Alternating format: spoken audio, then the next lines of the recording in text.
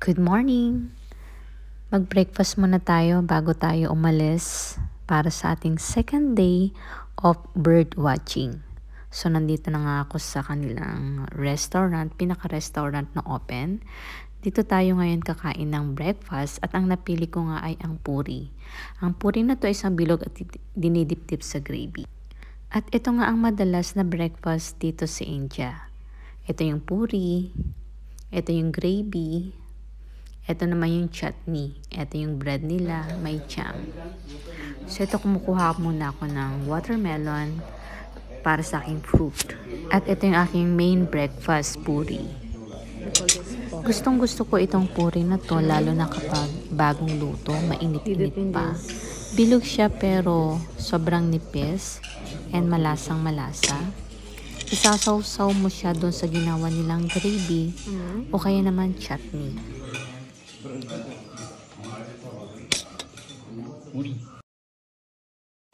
So we're going to have breakfast like this. What do you call this again? Puri. Puri. And then you have this. Sebagya. Sebagya. This is another kind of breakfast. And you dip in this. It's so good. I think I will have one of this, no? Dito sa India ay mayroon silang iba't ibang klase ng almusal. So kung makikita nyo ay walang kanin sa almusal. Ang kanin lang ay binibigay lang nila kapag tanghalian or hapunan.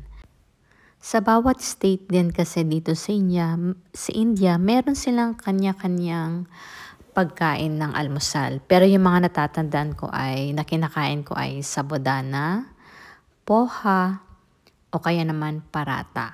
Yun lang yung alam ko, yung iba hindi na.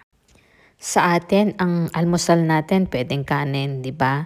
Dito, walang kumakain ng kanin sa almusal talaga. So, this is their sweet also. I don't like those, no?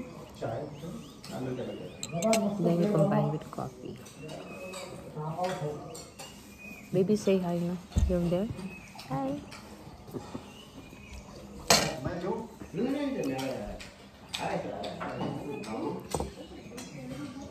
Ito yung kainan dito, yung restaurant nila. Napakaaliwalas at maraming ibon talaga. Kape muna tayo.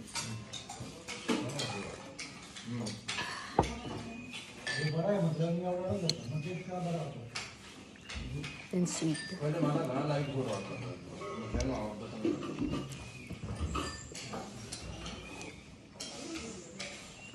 It has cashew.